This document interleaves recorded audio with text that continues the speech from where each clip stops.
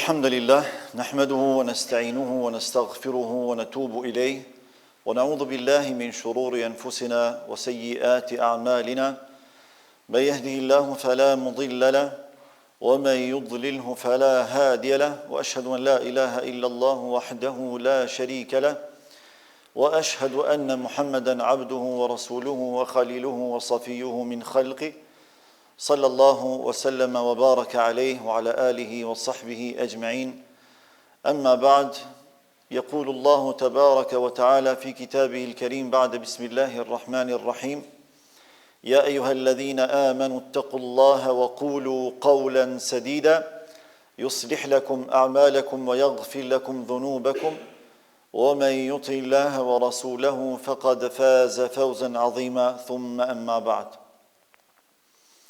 Vetëm Allahun e adhurojmë, vetëm atë e falenderojmë dhe vetëm prej tij ndihmë dhe falje kërkojmë. Salavatet, selamet dhe përshëndetjet më të përzemërta dhe më të sinqerta çdo herë dhe pa ndërprerje më të dashurit të Zotit ja dërgojmë Muhamedit sallallahu alaihi wasallam, familjes së tij, shokëve të tij dhe gjithë pasuesve të traditës së tij deri në ditën kur nuk do të ekzistojë më kjo gjësi. Zoti i Madhërisëm në Kur'anin famadh urdhëron e thot: O ju besimtar, tregoni dhe dëshmoni frikë respekt meritor ndaj Zotit tuaj dhe mos flisni vetëm se atë e cila është e drejtë, e qelluar dhe e vërtetë. E nëse ju e bëni një gjë të tillë, Allahu do ta përmirësojë juve veprat tuaja, do ta falë juve mëkatet tuaja. Kush e pason Allahun dhe të dërguarin e tij, do të përfundojë si triumfues madhështor.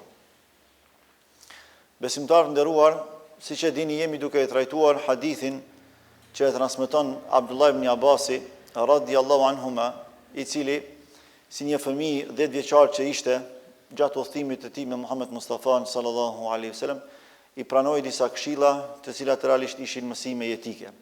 Për të si protagonist i kësaj ngjarje, pastaj edhe për ne si pasues të pejgamberit të Allahut, pastaj edhe të sahabëve të nderuar. I kemi trajtuar fjali për fjali të gjitha këshillat e dhëna nga ana e pejgamberit të Allahut ndaj tij, ku e para ishte ihfadhillaha yahfazk, ruaj Allahun, Allahu të ruan ty, pra ruaj fenë e Allahut, Allahu të ruan ty, ihfadhillaha tajidhu tujahak, ruaj Allahun, atë do ta kesh para vetes gjithmonë, Allahu do të paraprit ty me kujdes, me mëshirë, me zgjidhje, me furnizim e kështu me radhë. Pastaj kemi thënë dhe kemi trajtuar fjalinë e radhës që është idha sa'alta fas'alillah. Kur të kërkosh, kërkoj i vetëm Allahut. Pra çdo gjë që i kërkohet vetëm Allahut, nuk duhet t'ja kërkojmë njerëzve. Kjo nuk do të thotë që për gjëra të caktuara nuk duhet të drejtohemi në adresat njerëzore për t'i trajtuar si mjete dhe jo si qëllim, por do të thotë që në momentin që i përmbushim gjitha shkaqet e nevojshme, ç'është një adhurim Allahut të Madhërisëm, sepse kjo realisht do të thotë tevekul apo mbështetje tek ai. Me njerë pasaj e ka thënë një fjali tjetër që është më specifike. Pra, fjalia paraprake, kur të kërkosh, kërkoj vetëm Allahut, është më e përgjithshme.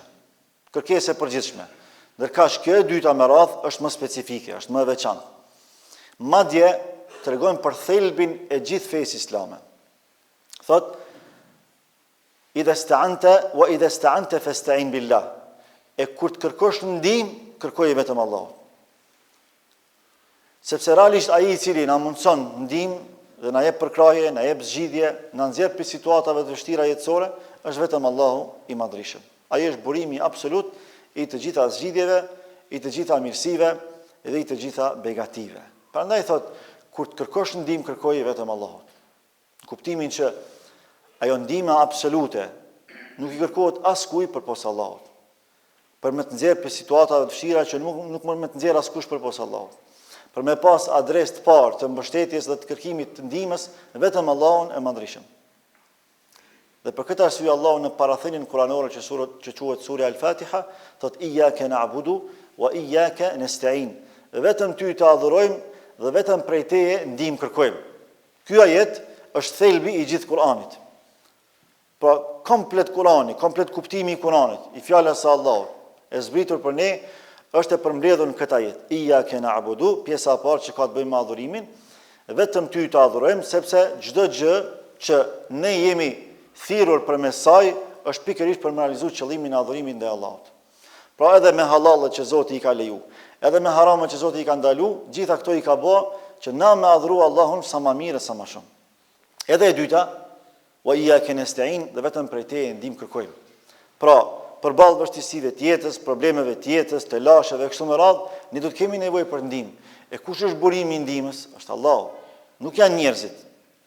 Prandaj ne vrejmë që kur sprovohen disa njerëz, thyhen për brenda, plagështohen, dhe kjo nuk ndodh për shkak të mungesës së mundësive, por për shkak të mungesës së mbështetjes tek krijuesi i mundësive. Kur mbështetja tek Allahu nuk është si duhet, sprova të then, sprova të lodh. Dikë sprova edhe e qet komplet pa i binarëve të jetës. Nuk është në gjendje me e pranu, me te i kalu si duhet sprovën. Dika sprova ka ardhur si mirësi për të. Por ai nuk e kupton. Pse ndodh kjo? Për shkak se i është mbështetur mundësive, i është mbështetur shkaqeve dhe jo krijuesit të shkaqeve dhe të mundësive. Ndërka që Allahu e sjell shembullin e Musës a.s. si shembulli më i lartë i mbështetjes në Allahun e plotfuqishëm dhe i kërkimit të ndihmës vetëm prej tij. Ne gjithë e dim atë se çfarë ka përjetuar Musa a.s. E kemi trajtuar shpesh dhe sa më shumë që gjurmojmë në këtë ngjarje, gjejmë thesare, mësime të jashtëzakonshme. Sepse bëhet fjalë për një pejgamber të jashtëzakonshëm, bëhet fjalë për mrekulli të jashtëzakonshme që Zoti ja ka bërë të mundur atij, dhe bëhet fjalë për një trajtim të jashtëzakonshëm që ja ka bërë popullit të tij, ndonse për tyre nuk ka gjetë përgjigje, nuk ka gjetë mirë kuptim. Vazhdimisht ka qenë i mohum, vazhdimisht ka qenë i përqeshur, vazhdimisht ka qenë i anashkalum prej popullit vetë që nuk kalon gjapa apo për ta. E thot Allahu, kur i vjen ajo situata kulminante e rrezikut të jetës, edhe për të edhe për shoqëruesit e tij, kur para vetes e ka detin, e pas vetes e ka ushtrinë më të fuqishme dhe më të rrezikshme të asaj kohe. E në krye të tyre ka dalë edhe faraoni, që kjo vetiu tregon se ai nuk ka dalë shkret, ai ka dalë mi masakru këta. Prandaj ata që ishin rreth Musës tan, qala ashabu Musa inna lamudrakun. Shokët e Musës tan na zonën. Inna lamudrakun.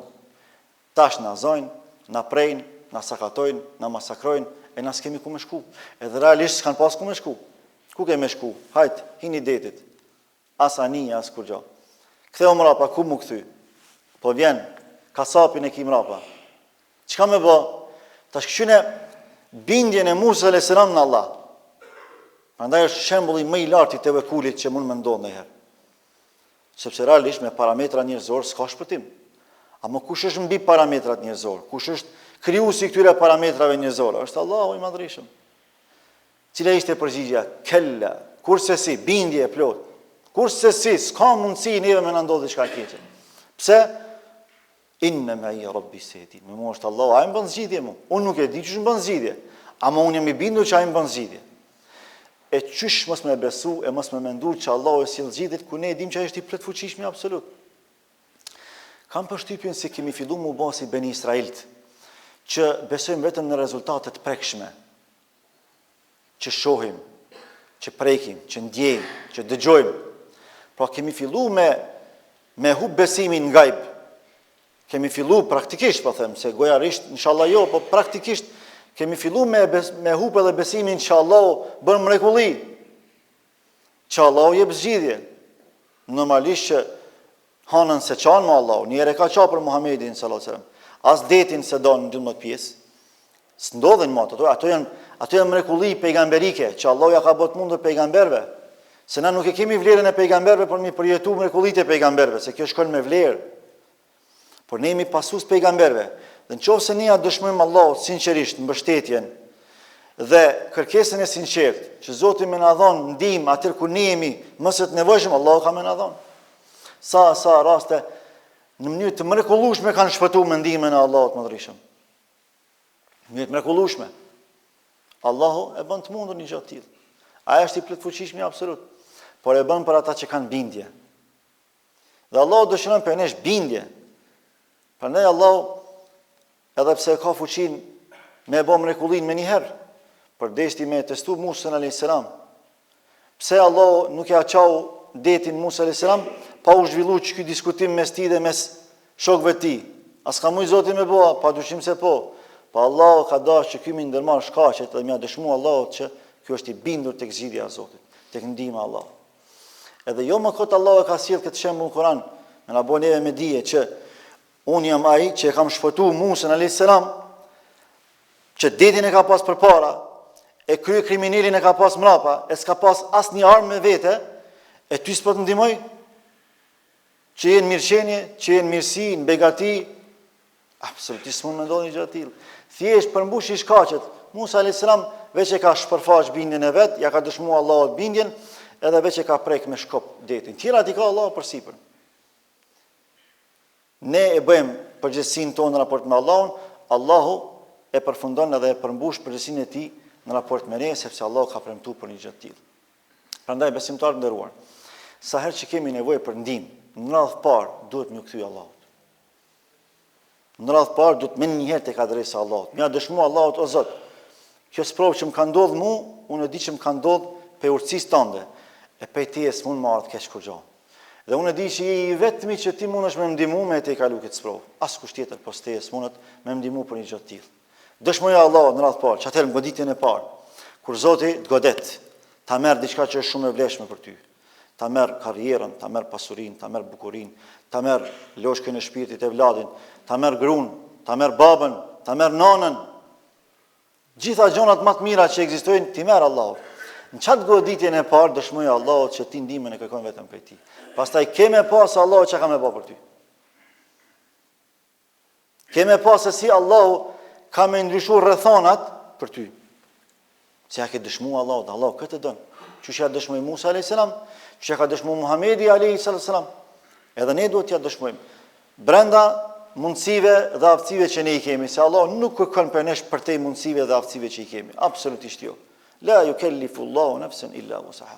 Allahu nuk e ngarkon askë me diçka që është e papërballueshme për të, e pamundur për moralizu. Thjesht Allahu kërkon që brenda limiteve që na i ka dhënë, na më dëshmuar atij që ne jemi të bindur tek ai, sepse realisht bindja të çon xhenet, bindja të shpëton nga zjarri i xhenemit, bindja të jep zgjidhje, bindja të ngrit dhe bindja të pasuron në çdo aspekt jetësor. Çdo gjë tjetër është formalitet. Bindja jep kuptim edhe fjalëve, bindja jep kuptim edhe veprave tona. Elusim Allahun e Madhërisëm që sa herë që të kemi nevojë për ndihmë, në radhë të parë më drejtuar Allahut, pastaj mi përmbush shkaqet që Allahu ka përcaktuar në mënyrë që me në ardh rezultati më mirë se sa që ne e kërkojmë dhe e paramendojmë. Aqulu qawli hadha wa astaghfirullah li wa lakum wa lisa'iril muslimin min kulli dhanb fastaghfiru innahu huwal ghafurur rahim. Walhamdulillahi rabbil alamin.